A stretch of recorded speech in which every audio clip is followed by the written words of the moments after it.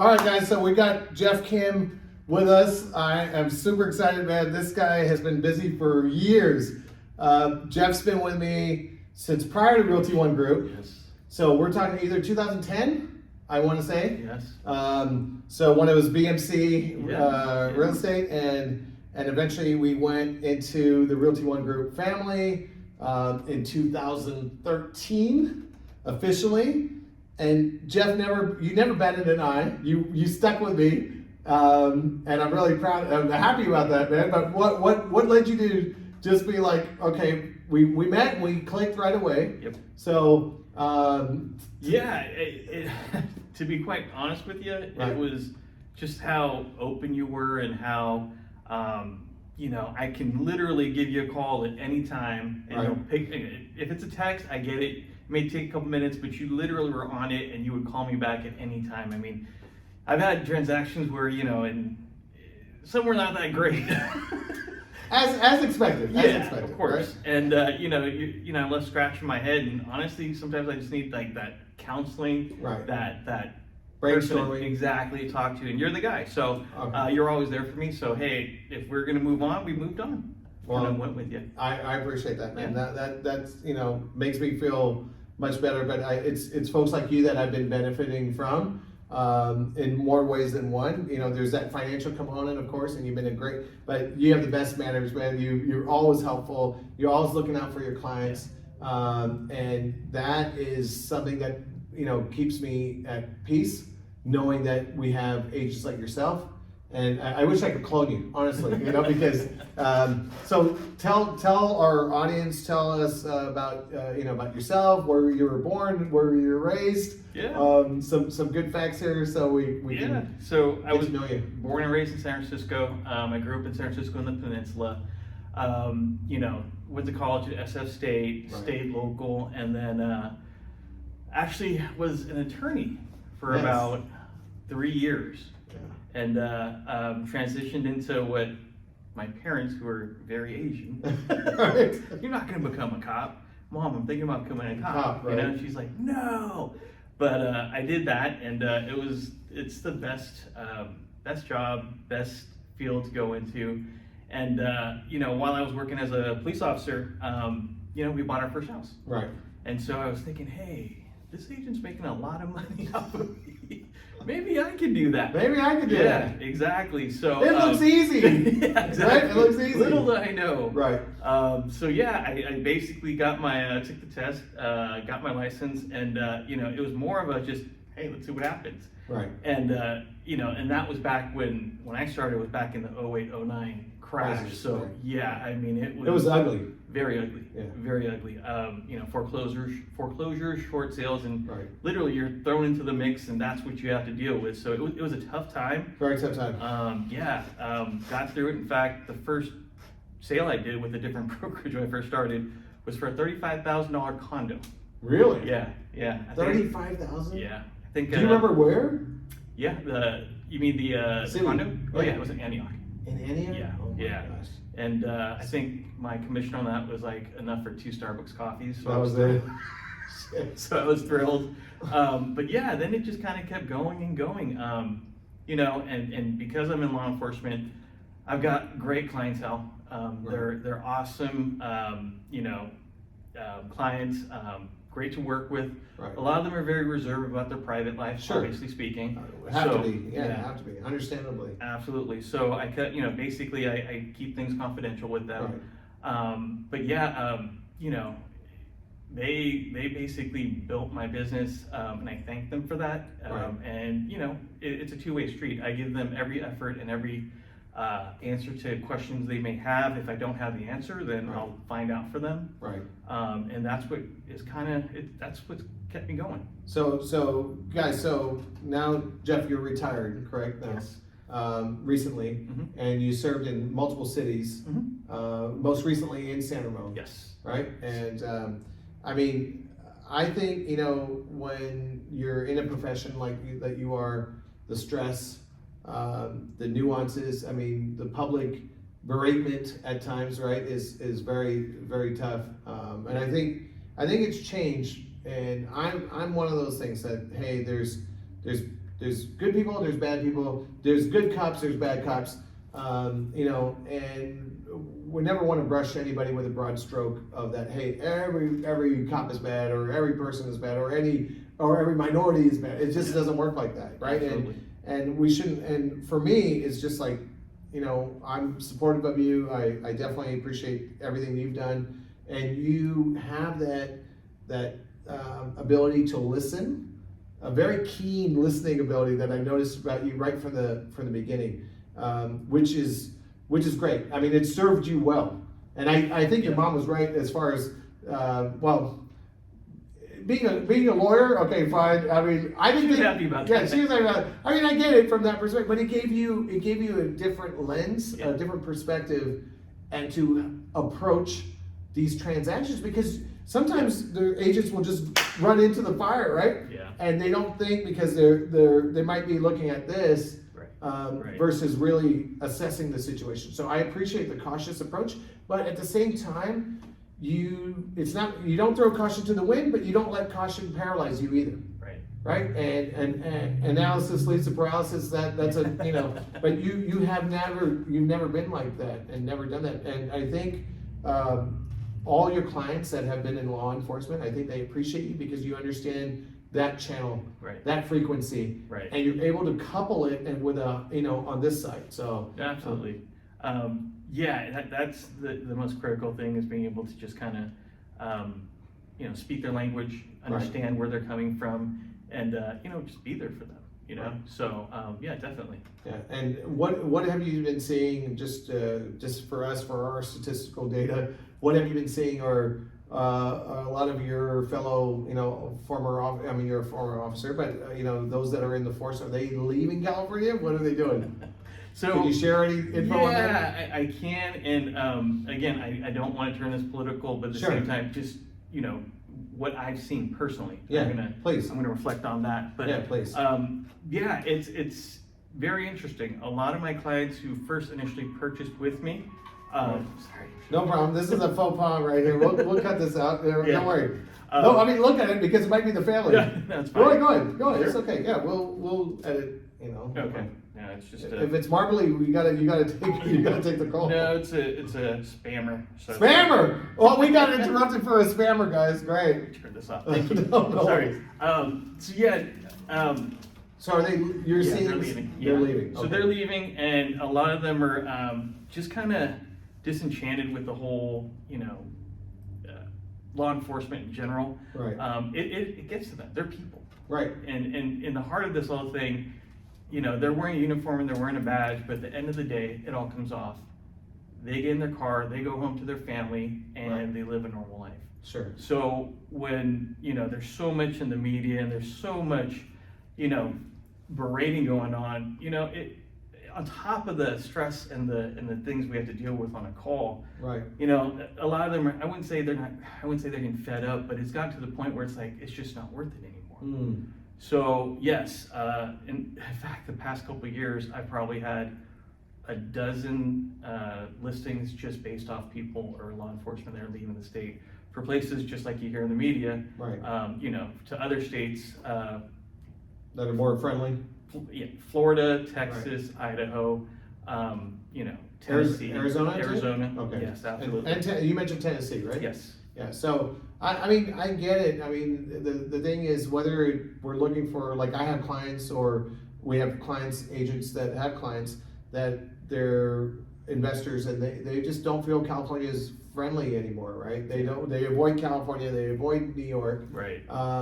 When you have someone who is still earning an income, renting from you, and you own that property, and they fail to pay rent, That's and- a tough one. right? Yeah. And because they have protections, whether it be COVID protections or this or that, but they fail to pay rent, and the government is, local government, state government, what have you, is basically effectively saying, hey, landlords, tough luck. Yeah. That's a very hard position to Absolutely. justify. Absolutely.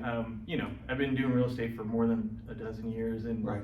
you know, I actually started investing a couple years ago, and all of my properties are out of state. Oh, All okay. of them. I just like talked about, there's that analysis paralysis, going through all these deals and thinking, okay, can this make sense? Right. And, there's two different things in investing in property. There's the equity play or the cash flow. Right. And, obviously California is more of a equity play because, you're always, exactly.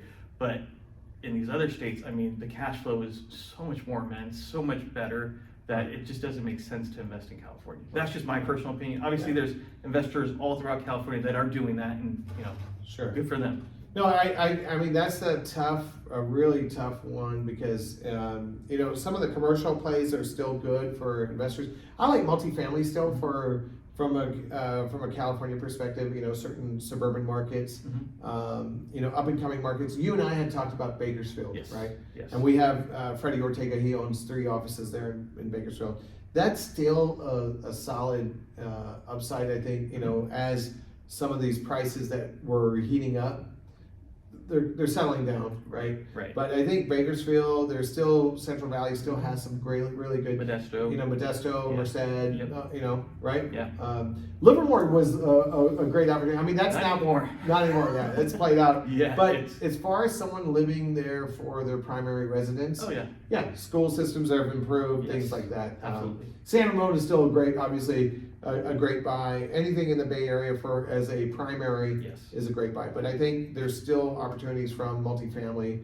Now, if you're looking for upside, but you're willing to understand what comes with it, then Oakland is still a really good spot for some folks too. I mean, Yeah. some of our clients have really made Great. a killing. Yeah. They made a killing in Oakland, and we're able to service those areas.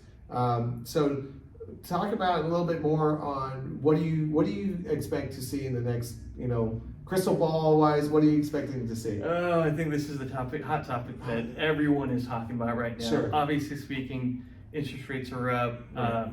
inflation's up, Right. and I keep my, finger on the market and really just watch and listen. I'm hearing from other, realtors and lenders saying, hey, by next year, interest rates should cool down. Right. I'm not pessimistic. I'm always optimistic, Sure. but looking at what I see in the market right now, Right. I think we'll be like this for the next 2, maybe 3 years. Years? Yeah. I mean, that's just my impression. And so with my business, I have to pivot towards, starting back in 08, 09 when everything was foreclosures and short sales. Sure. That was a tough market to get into. Right. And then it kind of just steadily went well, and last 2 years have been phenomenal. Right. Now it's getting back. I wouldn't say it's the 08, 09 crash. That's Sure. not going to happen. But Right. it's still, hey, now we need to work. Right. We really need to put our head forward and start talking and start meeting people and start actually getting to these transactions and doing more work in them. Yeah. So there's not that order taking Yeah. situation, right? Even though, I mean, not granted that the last 2 years was difficult in its own way, very competitive, right? Because when you're a buyer's agent, and Jeff, you've seen this too, because even with the discussions you and I had, you're representing buyers and you got bidded out on quite a few properties, right? Yeah. And so you're taking them out and setting the buyer's expectations that, look, the pricing is at maybe 1.4, but we got to go at 1.8 or 1.9. We had seen 400, 500,000 above, asking. And try explaining that to someone who just came into this community, Yeah. and they're like, "What the heck is this?" But there's marketing strategies. I mean, I get it. Certain places. If it was all easy and we all behaved, but we're humans, and humans want marketing strategy works because it's on a human emotion. Yeah. And that's where someone might say, well, if this is the number you want for your home, why don't you just price it at that? It doesn't work like that, unfortunately. In most cases, it doesn't work like that. Yeah. Yeah. In fact, at right? listing presentations, I would tell that to my sellers. Listen, this is a nice number to start with. Right. By no means, again, I can't guarantee anything, but basically, the market this is what's happening. Right. Oh, so you think we'll get X amount over? Well, that's what the market's trending right now. at, Yeah. So. And so, to your point, I always look at it that the market speaks. Mhm. If something's priced too high, you're not going to get an Oh, yeah, offer. yeah. If something's priced too low, you're going to get multiple offers, and provided it's not way too low where someone thinks that something's wrong. Yeah. But the market will end up with market. So I always look at it that, hey, this is the floor price that we're starting with, and it's gonna go, but the communication, and you've been really effective with this, is communicating with the other agents. Absolutely. Making sure that they understand who you are, who your clients are, and that's what's made you successful in this situation. So now that you've pivoted out of law enforcement, are you still in touch with all your buddies and your, that network? Yeah, it'll always be a part of me. Okay. And I'll always be a part of them. Right. We do lunches every so often. Right. I'll call or text, and we'll just catch up. Okay, Because good. it's a community. No matter what, once you are in that community, you'll always be in that community. That's beautiful, Yeah. and that's great. And so they know that they can rely on you still, Absolutely. and even more so now because you have more time for that, right? Exactly. So talk about how do you balance family? I mean, your wife has your in-laws are pretty expansive, right? You got a great. Talk about Sure. how do you balance it all, because your kids, you Yeah. got 2 kids, right? Yes. I've seen them grow up, Yeah, so I'm yeah, just like, yeah. oh my gosh, Yeah. sometimes I look at Facebook and I'm like, oh my God, because I mean, Marley, your wife, she's been fantastic at really, expressing her love for you, Mhm. and you do the same way, and you guys have something really special, and I really appreciate that. Yeah. It gives us all hope that, hey, you know what? If you just say yes to your wife, you can achieve great things. No, I'm just, Absolutely. I'm joking. I mean, it's happy house, happy spouse, right? Happy spouse, happy house. Exactly. She's the backbone of our family. Beautiful. Barron, she is literally the backbone of our family, and she is the pillar of support. She's there with me through thick and thin. Right.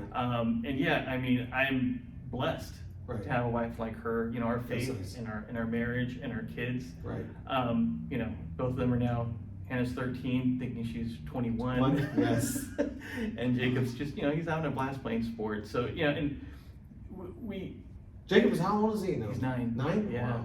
So we moved to San Ramon. Right. And just like that, it was simply, it's a great community, great schools. Right. My wife loves it here. Mara loves it. She loves the, shopping. Right. But yeah, and she's, just to let you know, she's Nicaraguan, as you know. Yes. And she has a very big family. She has 7 brothers and sisters. I lost count last time I counted how many nephews and nieces we have, but it was in the 30s last time I counted. Yeah. But yeah, Christmas and Thanksgivings, and there's birthdays every weekend, so we're very family oriented. Yeah. Definitely. And you got mother-in-law, father-in-law, right? You're close to them. Yes, absolutely. I just saw. I think it was your mother-in-law that just had a birthday. I want to say not too long ago. Yeah, we just had it at the park over at Doherty Valley. Doherty Valley. Yeah. So you definitely a family man. Absolutely. You've got that balanced. You've got, and I mean, we're not talking about a small level of in-laws. We're talking about a lot of in-laws. But you mix in and you're able to do that. You go to church, I think every Sunday, right? We're getting back into Getting back into it. Okay, with COVID and everything else, exactly. but the thing is, I mean, the spiritual side is there for sure, absolutely. right? Yeah. And you guys have made it a big part Yes. of keeping grounded. Yes, right? absolutely. So- It's our faith. It's God-based, and Beautiful. yeah, absolutely. Yeah, no, that's great. So, what gets you through those tough times? Let me ask you that. It might circle right back to God and the family and things like that. But you've seen things, you've experienced things, you've witnessed things that most of the general public has not. Yeah. Right? And you've seen the ugly part of society. Yeah. Some horrific things that I can only just imagine. I would probably. I wouldn't make it one day as a cop, and you still come out smiling. So what is it that? How does that? Because I've one of my best friends is a cop in LA, LAPD, and I got love for the guy, and I've known him since I was 7, so we've known each other, for all these years, and the things that you guys experience and what you guys have to go through is I think lost on a lot of people. So how do you stay positive though? That's actually a great question, especially in today's environment with police officers.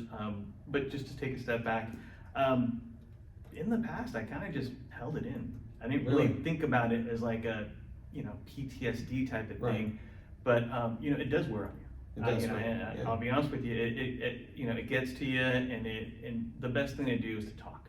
Right. To talk about it, to let someone know what you're feeling. Mm-hmm. And again, I go back to my wife, Mar. You know, she's the pillar of my support. She's the person I talk to. You know, good and bad. I mean, there's things that were, you know, it's just like you said, horrific. Like, you know, you got to take a moment and just kind of really just let it process it, right? Exactly, right. And then there's things that, gosh, it's just the most funniest thing you'll ever see in life. You know, there's a show, and I keep, you know, going back to it with friends, like, what's it like being a cop? It's basically, there's a saying, it's a front row seat to the greatest show on earth. Really? And that is the utmost truth. Right. You will never see things, you'll never experience things, you won't touch things, smell things that any law enforcement officer will in any city, any town, any county. It's Right. just the things they go through. You know, there's no, you know, routine day. Sure. You know, you might go and think, hey, today's going to be a couple hours of just writing reports, and all of a sudden, you know, gunshots, multiple victims, you know, car accident, you know, multiple families ejected from the cars. Oh gosh. Yeah, I mean that, you know, I don't want to go into stories, but you know, there's things that, you know, you take home with you. And, you know, it's tough, but, you know, for those that are in law enforcement, I want to speak to you. And if Right. you're having problems with it, reach out. I know that our department has San Ramon has a counseling department, a peer support that's there for them. And if they need to reach out, please do. Yeah, and I mean, I'm glad you said that. Guys, sometimes we think that we can solve it on our own, and regardless, you know, whether you're in a stressful role like being a police officer, and again, those challenges that come with it, you know, you need help. You know, you need to have, and there is support out there. There's no shame in it. No, absolutely not. And honestly, you know, I've also, you know, gotten therapy. It's something that, you know, I maybe like 10 years ago, I wouldn't want to have even said that publicly, but I don't feel any shame in it. And I think, you know, just having that ability to talk to someone who's a professional who understands. I mean, and the other thing too is, you know, people that are in your life, you almost have to like preface it that, hey, I'm venting, or I want a solution, you know, or I want to brainstorm with you. Because some people, when you're venting, they want to offer you solutions, but you're not looking to, Right. you know, you're just looking to vent. So if you have that someone in your life that is always jumping to give you a solution, and you don't want to, you just want to vent, preface it with it. I'll give you guys that tip. Just say, hey, I just want to vent. Could you hear me vent for a little bit? And then you can just get that exhaust out of you. Yeah, You know? so that's where I think the issue is with law enforcement, is that we're seen as law enforcement officers, and when you go to a scene, what's the first thing we're supposed to do? Solve the problem. Right. So they're going in there, and that's kind of like the type A type of thing law enforcement does, is Mhm. we got to get there, separate the parties, figure out what went wrong, how do we solve this? Okay, this is what we're doing. Right. And it's just built into us from the first day of the police academy to the, you know, last day you retire. That's how you Right. kind of Solve handle problems. Right. I mean, there's an emotional component to all this, but Of at the same course. time, you know, basically it's a problem solver. And so for, you know, cops, it's like, hey, I'm a problem solver. That's what I Right. do. Right. So I don't want to speak to people or someone or a professional about my emotions. Right. It's just kind of this kind of, you know, the difference is that. But we're changing. Sure. I've seen that in my career. Like in the beginning, we, you know, cops, we'd go to calls and we'd see horrific things and we just go to the next one. Right. Now, there's a lot of peer support, there's a lot of counseling that's available. Sure. So it's really up to the officer, and I keep promoting that, just go out and seek help. Seek help. Yeah. Because I think, you know, when I see in the armed forces, and I've got my nephew in the Navy, you know, like I mentioned, my best friend's in you know, LAPD, you know, you're a friend, not only, you know, a real estate broker with us, but a broker associate, but as a friend too. You know, I prayed for your safety, of course, you know, multiple times, and I would never want anything, obviously, God forbid, to happen to anybody who's putting their life on the line too. Right. With the right, you know, especially you have a pure heart, man. I mean, it comes through. You know, how can I put this, man? Sometimes I was like, man, this guy's too nice to be a cop. Because you got to be tough, right? I know there's that tough side of you. Yeah. But by the way, I kept that picture of us that we had years ago. I was like, I'm going to keep this in my wallet in case I get pulled over. I'm like, this is my best friend. Here you go. This is my best friend. Here you go. Here's my driver's license, registration, insurance, and my best friend, Jeff Kim. So I'm sure you know him. But no, I mean, you know, all kidding aside, you know, you made sacrifices. I'm just happy that we've developed this relationship. You've been there. I think there's one question I still had. I think I was in Austin when you texted me on that one, but I finally got my call once I landed. But anyway, we'll talk about that one. I would love, in fact, I'll mention this right now too. Jeff's volunteered to help us with realtor safety. Jeff, this is a big issue with real estate agents right now, especially with the females. Unfortunately, we're part of the Beverly Carter Foundation. Oh, okay. And so Beverly Carter, unfortunately, was murdered at a Listing. at a listing, a house that she was showing. And Carl Carter, her son, it runs the organization. And Cuba is a big proponent of this, helping out. And we've several donations. We do the One Care walks. And I'm glad that we've been able to donate at a branch level as well. And I've got a picture with Carl. He's a fabulous guy. I mean, he's fantastic. At the NAR conference, I believe in Orlando, we're dedicating part of the Realty ONE Group booth to him. Nice. And to the foundation, right? And promoting this. So to have you be able to help us with realtor safety, we're going to be sponsoring an event that's going to be open to all realtors. And these are the things that just some common sense things. Notifying, when you're at an open house or showing, just having some point of reference. What can you share on that part? Yeah, I'll just give you a general kind of Yes. answer to this, and it's basically, I know that we're, being a real estate agent or broker, you're so in focus with what your work is, and you're thinking of all these steps, all these things you have to do, especially at open houses. Right. You have to, get everything ready. You have to meet people, greet, and that's what your mindset's at. But you gotta on the days you got a little bit of time, you gotta kind of sit back, and this is what cops do. They think, what ifs? Right. What if someone walks into my open house and I'm by myself? What if, something comes up? You gotta kind of think of it that way. And again, it's not to make agents scared or paranoid, but it's just what ifs. And knowing that you've thought about it and you may have a plan in your head is 1,000% better than just getting caught flat-footed. Right. If that makes sense. No, that does make sense. So it's a matter of being prepared, right? Yes. And there are some steps, certain things, certain tragedies. If someone's intent on doing something, sometimes you can't if they have that evil intent, very hard. But there are things that you can do to ensure that, hey, whether the buddy notification system. Maybe having two phones. Sometimes I'm a proponent of that too. Yeah. Well, because they're not expecting you to have two phones, but sometimes like a emergency phone, alarm, with personal alarm. There's aspects of that too, and then find my iPhone kind of thing, where find my friends kind of thing, where people can track you. Yep. And you That's already a great give them their time, right? Yep. One of the other things that a couple of our agents experience, and I don't know if you can comment on this, where they were at the grocery store. And they had their purse right on the shopping cart. They're opening up the freezer, right? They're going to get some things, and another female is right there, and they just take that and then go. And then next thing you know, before they're out of the store, Target and all these other charges, Apple Store, this, that. Have you seen a lot of that? Yes. So I always get, now that I'm retired, I can actually say this, but Right. Living in Santa Ramon and working in Santa Ramon as a police officer, I've always gotten this while I was working. But Santa Ramon is so safe. Safe, yes. And it is. Don't get me wrong. It's one of the safest cities. Exactly. It is actually known as one of those safest cities. Yeah.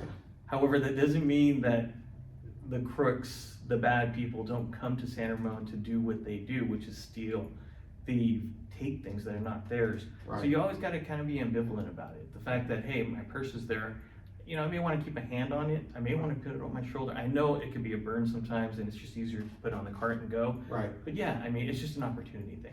Yeah. It's don't give them the opportunity to steal your belongings. And getting your license stolen and all that stuff and your credit cards is such a nightmare mess. Yes. So the other thing too, and I've been laughed at about this, okay? So Bob in Denver, the guys in LA, even some of these, they think I'm paranoid, okay? Because I do not leave my laptop bag in the trunk. Ever. Oh, 1,000%. Even though it's in the trunk, No, yeah. it's hidden.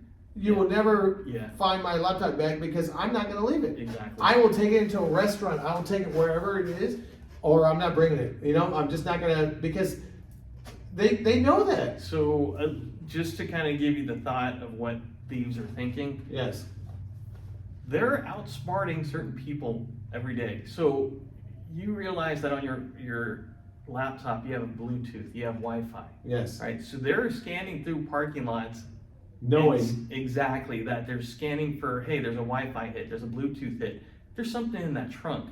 And for them, it's a quick 5-second, break the window, okay, there's nothing there, let's go to the next car. Right. So it's just a crime of opportunity. If there's no link, there's no signal coming from your laptop, then maybe not, but I wouldn't take the gamble. Yeah, don't take the chance, guys. It's unfortunate because when it does happen, it leaves you with, a lot of scars on you.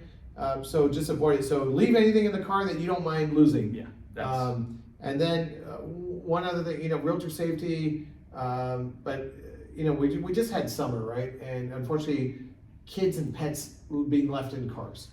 Now that. That's different. That hits my heart Yeah. a whole different way. Yeah. I want to be able to be compassionate for someone who genuinely forgot, but it's such a tragic thing that it's almost like unbelievable that how could you? I know. How could you? I know. And you have seen it. Anytime I see an article like that, I take pause for a minute, and I'm like, I feel bad because it's one of the worst ways to go. Yeah. Number one, and then this little precious innocent. Whether it be a child, pet, what have you, I think more has to be done. Yeah. Some of these car manufacturers are putting that, the rear alert, Yep. check your rear seat. Tesla and has things the dog app where now it cools down the car. Oh, nice. Yeah, so Okay. I mean they're trying to work on it, but again, I mean I don't know what position these people are in that this happened to. Happens, right. I mean, but there's got to be something going on. I mean, Right. we hear about every self just like everyone else, and we hear Sure. on the news, and my wife and I sit there going, how did that happen? Happen, yeah. You know? It's unfathomable, God help everybody on that, but it's one of those things. So now that you're full time realtor, what areas are you focusing on as far as cities, counties? What do you think? Because you had a lot of experience. Lived in the peninsula. You lived in the Bay. You have relationships with your former employees that you worked with. Your coworkers in several departments. So what area are you focusing on? Basically just kind of doing what I'm doing, working with law enforcement officers. I do have some upcoming listings next year. Good. And again, they're moving out of state. But Right. yeah, I've worked, with you. I've sold and bought homes for buyers all the way from the North Bay, East Bay, South Bay. Sure. The You covered it. peninsula. Yeah, you covered it. It's fun though. I mean, I like to keep it in my home. I like the Tri-Valley, obviously, and a lot of law enforcement are moving, they live here, they move here. Right. So, I'm helping a lot of them do that. But yeah, I've worked out in the peninsula a few times and, South Bay and throughout the whole Bay Area, but yeah, just centrally, basically in the Tri-Valley. All right, I'm going to put you on the one more thing here, and then I won't beat you up anymore. Those agents that are going through a challenging environment, what would you advise them that, hey, look, you know what, the next year or two could be very difficult. What would be your advice to them to get over that? Yeah, there's a few different things. Find a mentor. Right. Find someone you can kind of help you along in this journey. I've had you, Right. so I mean, that's Thank helped you. me immensely. Thank you. Yeah, no, absolutely. And then just kind of keep doing what you're doing. Like I said, I started back in 08, 09. It was the dog days back then. I mean, you were in the trenches trying to find any kind of listing or buyer in the market. And you just got to keep moving. You got to keep working, and it will pay dividends. Trust me. From selling 1 or 2 homes a year to where I'm at now, I mean, it didn't happen overnight. Sure. And there's that statistic. I don't know what it is. Basically, how many realtors come in and leave within the first X amount of years? Yeah. Yeah, because they don't. It's work. It's hard work, and as long as you're willing to do it, you'll do great in this business. Yeah. No, I mean, well said.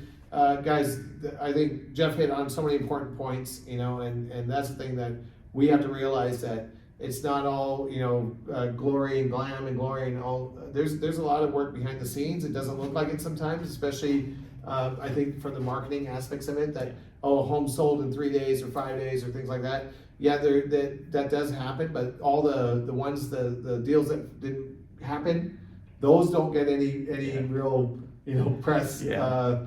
Or when you want to basically just choke the other side, that happens too. Yeah, So, you don't see a bunch of Facebook posts with, "Hey, it's been on the market for 120 days, Right. and now it's canceled." Yeah, I mean, yeah, so there is that thing. So remember, it's sort of it has a reality TV sort of look to it, on some of these postings. So if you're considering real estate, take Jeff's advice. If you are in the business, take a look at us. Jeff's been with me for a long time, and we have a great relationship. And I look forward to still continue to obviously working with you. Absolutely. I think he would be a great broker owner, to be honest with you. I mean, the attorney thing didn't work out, but the broker owner thing, I think that's right up your alley. So let's. I love working in the trenches, Navid. I thought I'd put him on camera and I'd be able to hook him, but no, I mean, I guess my salesmanship isn't that good yet right now. But thank you again for making the time. Absolutely. Thanks Thank for you. volunteering to do the class for our agents, Absolutely. and other agents will be invited as well, outside agents. So, all right, man, Thank thank you you. so much. I Thank appreciate you. it. Thank you.